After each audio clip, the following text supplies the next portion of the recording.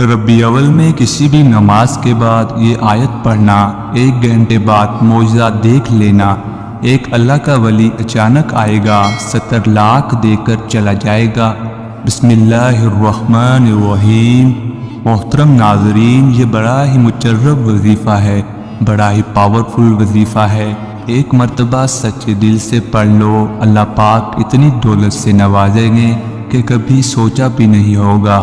یہ ایسا وظیفہ ہے میرے بھائیوں اور پیاری بہنوں، اپنی زندگی میں فوری ارجنٹ پیسوں کو پانا چاہتے ہیں، آپ کو یہ وظیفہ پڑھنا ہے۔ یہ ایسا مجرب وظیفہ ہے میری بہنوں اور میرے پیارے بھائیوں کہ آپ لوگ اگر قرض میں ڈوب چکے ہو، قرض آپ لوگ لیتے ہو اور اپنے گھر میں خرچ کر جاتے ہو، اس پر آپ کو سود بھی دینا پڑتا ہے۔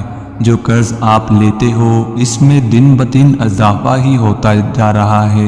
مثال کے طور پر آپ نے 50,000 لیا تھا، اب وہ قرض بن گیا ہے 10 لاکھ۔ تو قرض میرے بھائیوں ایسی چیز ہے، ایسا مسئلہ ہے کہ جو بندہ قرض میں ایک مرتبہ پھنس جاتا ہے وہ پھر بہت مشکل سے نکلتا ہے۔ تو آج کا جو وظیفہ ہے وہ ایسا وظیفہ ہے کہ انشاءاللہ آپ کی قرضوں سے جان چھوٹ جائے گی، آپ لوگ اپنا قرضہ بھی ادا کر دیں گے، اور دوسرا کہ آپ کو اگر بڑی سے بڑی اماؤنٹ چاہیے ہوگی وہ بھی آپ کو اللہ پاک عطا کر دے گا۔ ظاہر ہے اس وظیفے کو پڑھنے سے آپ کو پیسے ملیں گے تو ہی آپ قرض ادا کریں گے۔ تو اللہ پاک کی ذات پر یقین کرتے ہوئے، بھروسہ کرتے ہوئے آپ کو 12 ربیع اول کے مہینے میں کسی بھی نماز کے بعد یہ چھوٹا سا وظیفہ پڑھ لینا ہے۔ یہ ایسا وظیفہ ہے میرے بھائیوں، میری بہنوں کے پڑھتے ہی آپ کو غیبی دولت ملے گی انشاءاللہ۔ دلوں میں کسی قسم کا کوئی بھی وسوسہ نہ رکھنا، کوئی وسوسہ دل کے اندر نہ رکھنا۔ آپ لوگ یہ وظیفہ اللہ پاک کی ذات پر یقین کرتے ہوئے، بھروسہ کرتے ہوئے پڑھیں انشاءاللہ۔ آپ لوگوں کی تمام مشکلات اللہ پاک نے چاہا تو حل ہوں گی، بشرط یہ ہے کہ دل میں آپ کے کوئی وسوسہ نہ ہو۔ پورا آپ کو اللہ پاک کی ذات پر بھروسہ کرتے ہوئے یہ وظیفہ پڑھنا ہے۔ میرے بھائی اگر مسجد میں پڑھتے ہیں تو وہاں نماز پڑھ لیں، اور پھر اگر وہاں وظیفہ پڑھنا چاہتے ہیں تو وہاں پڑھ لیں، یا گھر آ کر جاب پر اگر وہاں سے جاتے ہوئے تو وہاں پر بھی راستے میں بھی آپ لوگ یہ وظیفہ پڑھ سکتے ہو۔ جاب پر ہو تو وہاں بھی یہ وظیفہ پڑھ سکتے ہو۔ میری بہنیں بھی اگر گھر میں نماز پڑھتی ہیں تو نماز پڑھنے کے فوراً بعد کوشش کرے یہ وظیفہ پڑھ لیں۔ سب سے پہلے سکون سے بیٹھ کر 1 مرتبہ درود پاک پڑھ لینا ہے۔ درود پاک آپ لوگ کوئی سا بھی پڑھ سکتے ہیں، کوئی بھی درود پاک جو آپ کو یاد ہو، جو آسان لگتا ہو۔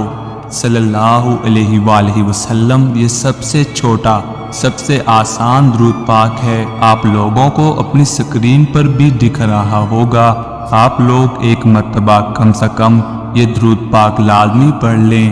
جب اس درود پاک کو آپ لوگ پڑھ لیں تو اب آپ لوگوں کو کیا پڑھنا ہے یہ سمجھ لیں۔ درود پاک 1 مرتبہ جو میں نے بتلایا یا جو آپ کو یاد ہو وہ آپ نے پڑھ لیا۔ اب آپ لوگوں کو فوراً الحمدللہ الحمدللہ 7 مرتبہ پڑھ لینا ہے۔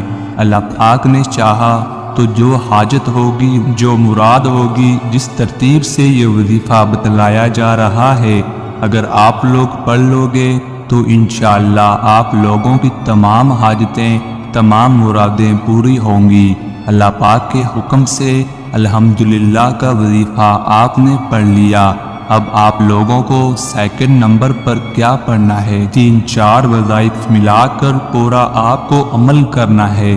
اب 2 نمبر پر آپ لوگوں کو پڑھنا ہے دوسرا کلمہ۔ فوراً سے آپ لوگوں کو 3 مرتبہ پڑھ لینا ہے، اور اس کے بعد فوراً آپ لوگوں کو 1 مرتبہ بسم اللہ الرحمن الرحیم پڑھ لینا ہے، اور اس کے فوراً بعد آپ لوگوں کو سورۃ کوثر، 1 ہی مرتبہ آپ لوگوں کو سورۃ کوثر پڑھ لینی ہے۔ اب آپ لوگ جب 1 مرتبہ سورۃ کوثر پڑھ لیں تو آپ لوگوں کو یہ آیت پڑھنی ہے، فَإِنَّ مَعَ الْعُسْرِ يُسْرًا إِنَّ مَعَ الْعُسْرِ يُسْرًا، بس یقیناً مشکل کے ساتھ آسانی ہے۔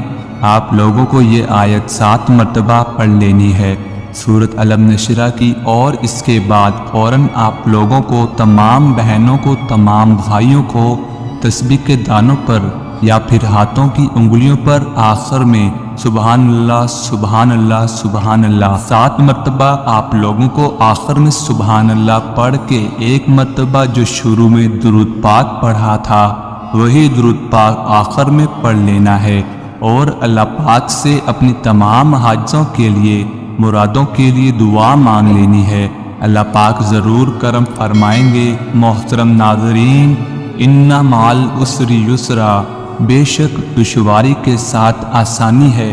اس آیت کو دوبارہ ذکر کرنے سے معلوم ہو کہ ایک تنگی کے بعد 2 سہولتیں اور آسانیاں ہیں۔ حضرت حسن رضی اللہ عنہ فرماتے ہیں، ایک دن نبی اکرم صلی اللہ علیہ وآلہ وسلم اپنے کاشان اقدس سے خوشی اور سروری کی حالت میں مسکراتے ہوئے باہر تشریف لائے اور ارشاد فرمایا، ایک تنگی 2 آسانیوں پر ہرگز غالب نہیں آئے گی، تو بے شک دشواری کے ساتھ آسانی ہے، بے شک دشواری کے ساتھ آسانی ہے۔